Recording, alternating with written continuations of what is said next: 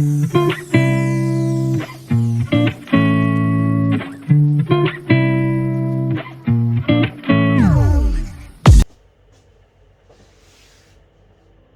benvenuti. Oggi andremo a vedere che tipo di interruttore dobbiamo installare sotto il contatore di casa. Allora, non è sempre obbligatorio l'installazione dell'interruttore, non è sempre lo stesso interruttore che bisogna montare e niente, andiamo a vedere la spiegazione dettagliata alla lavagna.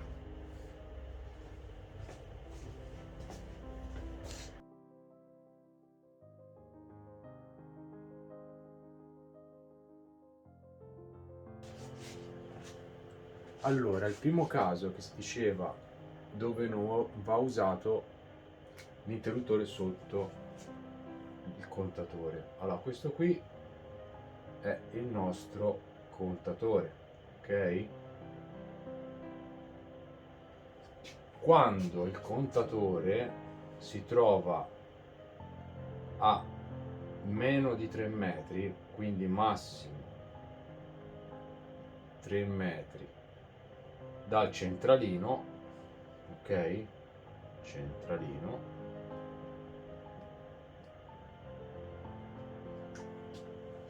non occorre l'interruttore, ok? Quindi se io in casa ho il contatore, dopo la porta d'ingresso il contatore, sotto faccio il centralino, solitamente è sufficiente il centralino, ok? Questo è il primo caso.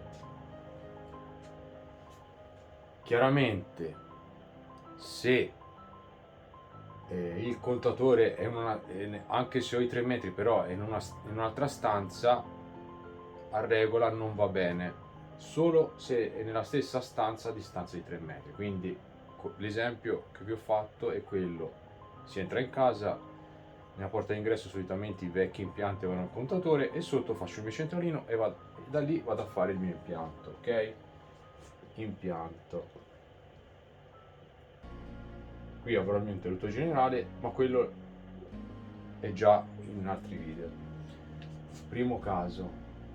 Il secondo caso, abbiamo il nostro contatore, ok?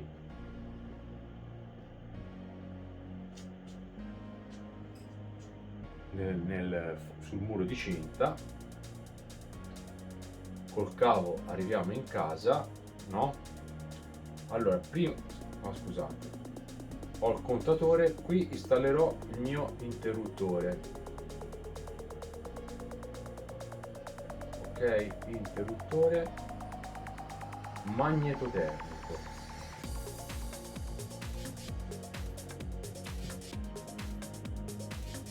Ad esempio questo diciamo che è un 3 kW, un esempio 3 kW. Io qui monterò un interruttore magnetotermico, se posso farlo anche da 20 ampere, 6000 kW, ok? Da qui col mio cavo interrato, se è un FG16 dipende se è interrato in base a, o se è in una scantilla, arrivo al centralino in casa, ok? Centralino e impianto, ok?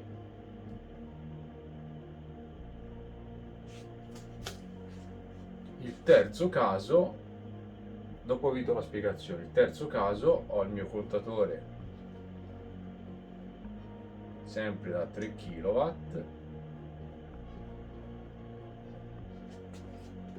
qui monto un interruttore magnetotermico differenziale,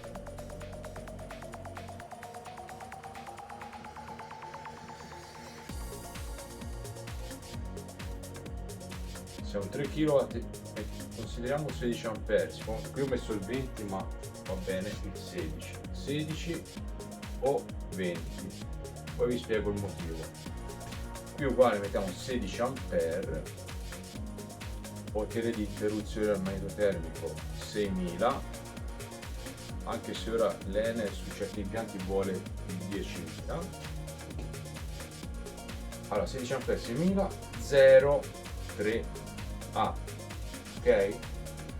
Da questo vado al centralino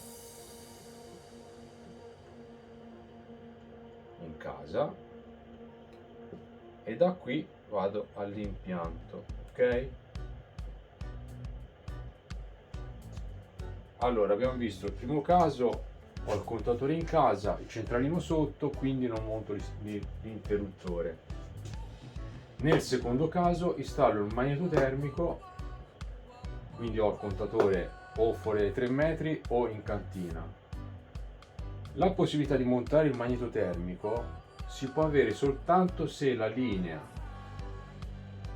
che collega la linea dorsale dall'interruttore in questione, quindi in questo magnetotermico, al centralino, non è a contatto con nessun'altra linea esterna, quindi non c'è un bisogno di un potere di dispersione differenziale, ok? L'intervento di un differenziale. Quindi se io ho in cantina o sul muro di cinta, come facevo l'esempio, il mio contatore, il tubo diretto che arriva praticamente diretto al centralino col cavo di linea tutto intero senza interruzioni, posso montare benissimo un interruttore magnetotermico e sono a norma. Nel terzo caso invece supponiamo di essere che non abbiamo solo il nostro contatore, ma ci sono magari un condominio con più contatori dove le varie linee dorsali sono tutte insieme, quindi in quel caso siamo costretti a montare un differenziale. Però per avere un po' di selettività sull'impianto, visto che andiamo a proteggere solo la linea montante che non è a contatto diretti con le persone, possiamo mettere un 103 e lo 003 lo installeremo successivamente in casa per ritornare nelle norme dei contatti diretti e indiretti sulle persone. Eccomi, per oggi è tutto ragazzi, mi raccomando, seguitemi, iscrivetevi, ciao e al prossimo video, a presto, ciao!